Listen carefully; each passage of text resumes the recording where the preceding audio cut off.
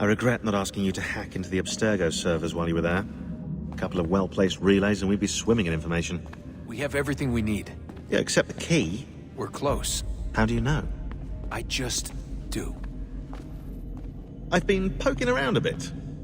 Did you know there are machines down here that make, well, mana? Wizard mana or biblical mana? What do you think? Biblical, of course. The Greeks called it ambrosia. The Indians, amrit or soma.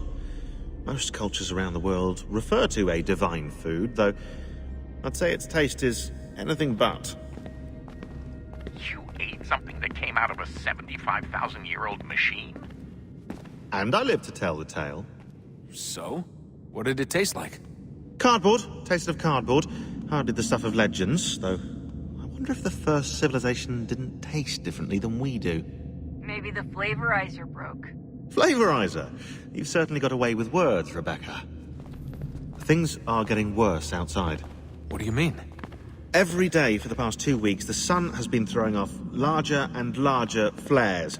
Older satellites are starting to malfunction. I hear rumblings of recalling the crew on the International Space Station. There's already work being done as well to shield power stations and transformers on the ground.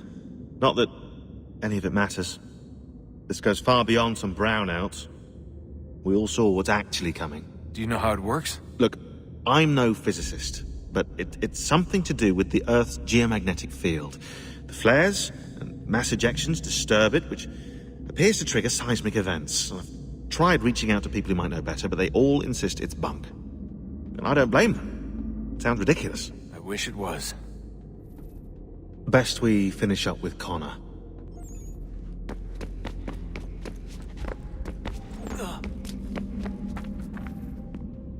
Hello? Hey. Do you think killing Vidic set Abstergo back? I doubt it. Sure, he pioneered the Animus, but they've had the technology for decades now. Plenty of other people can take his place. And Cross? Oh, he was a loose cannon. I doubt anyone's mourning his death. I think these days he was more a symbol than an asset. I'm sorry, I don't mean to dismiss what you did. But it's going to take a lot more than a couple of deaths to stop the Templars. Did Vidic put you in an Animus when you were at Abstergo? They'd be able to search your memories and track you back here. Oh, they definitely tried, but I made things difficult for them. You can resist, you can cloud up the transmission, or just refuse to move. Eventually, they would have gotten what they needed, but it still would have taken them weeks. Vidic threatened to put me in a coma once. It would have made you more pliable. But if the user isn't engaged, it's a mess. I know they've been working on ways to extract memories and let others sift through those memories. Maybe they're even analyzing mine right now. Maybe they'll find us. I don't know. What I do know is that we've got to get through that door. Yeah. I should probably get back into the Animus. Hey. So, when this is over, and assuming it all works out, I was hoping I could, you know, come home. I'd like nothing more. We're almost there, son.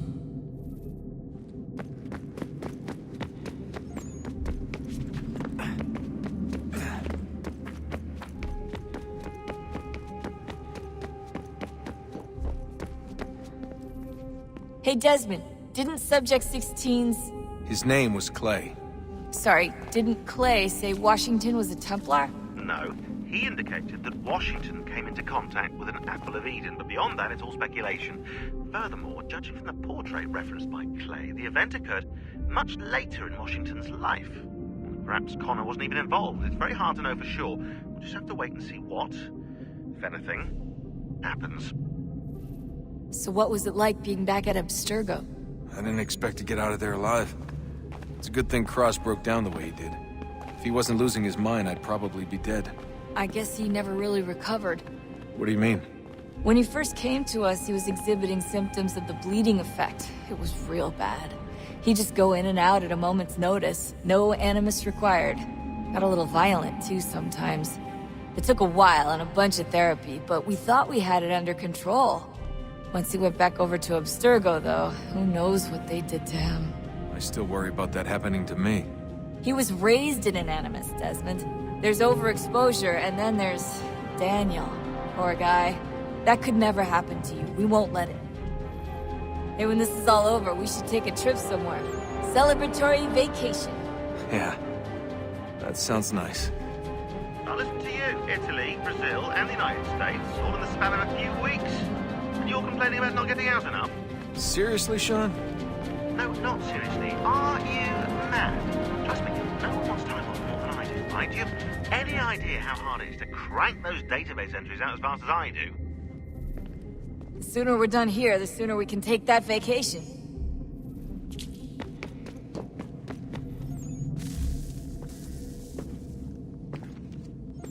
Home stretch, Desmond. I can feel it. The tides of war are turning. The Loyalists fall back beneath the advancing Patriot army, their hold on this land weakening by the day. But the Templars only seem to grow stronger. Though fewer in number, the threat they pose appears undiminished. Making matters worse, Washington chose to spare the life of Charles Lee. I am told he has taken refuge inside Fort George, and so my days are spent searching for a way to breach its walls. Of my father, there is no trace, and I am glad of it. If I can be rid of Lee, there may still be a chance for reconciliation, and through it, peace.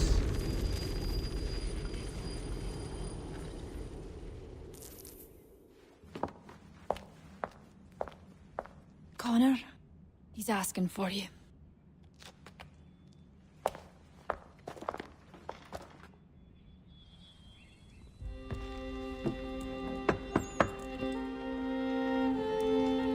Hello, Connor.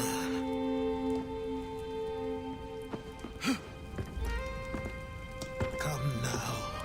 Your sadness won't sustain me any more than that fool woman's soups and potions.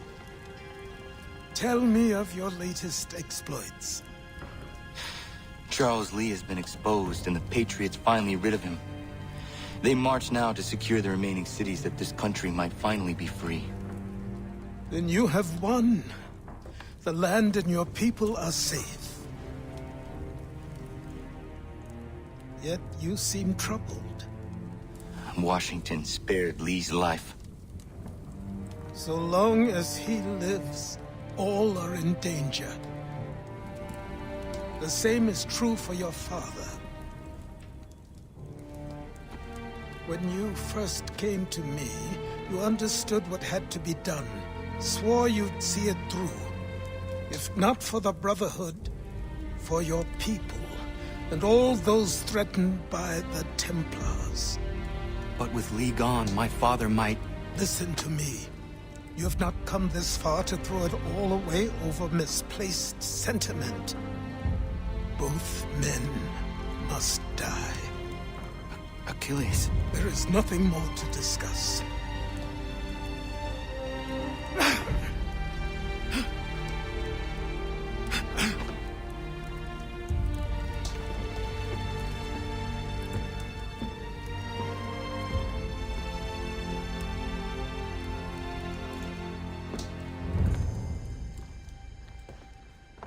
Connor, I came as soon as I could.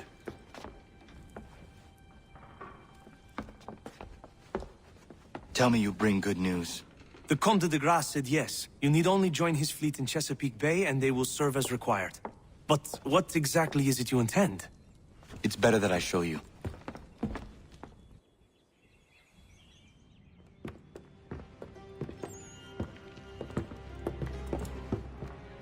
Charles Lee may have been dismissed, but it does not mean we are safe.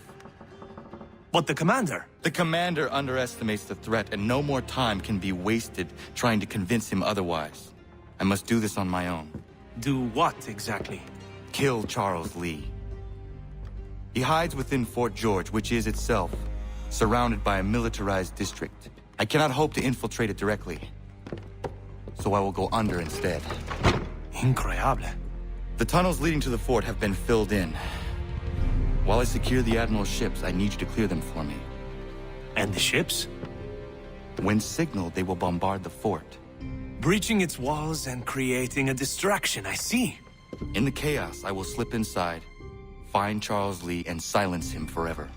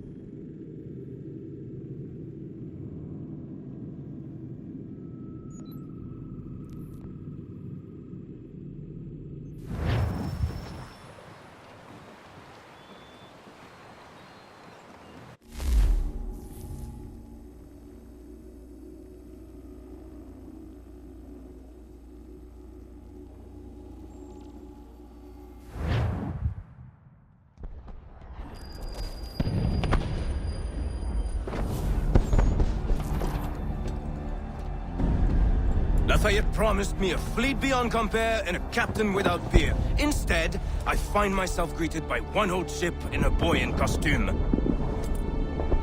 I promise we are all you need, Admiral. I doubt this very much, but beggars do not choose. And the ships I require? They are yours, provided we survive this. What would you have me do? Hold the bay while I engage the main fleet. Should any British ships dare approach, destroy them. They must be kept from Yorktown.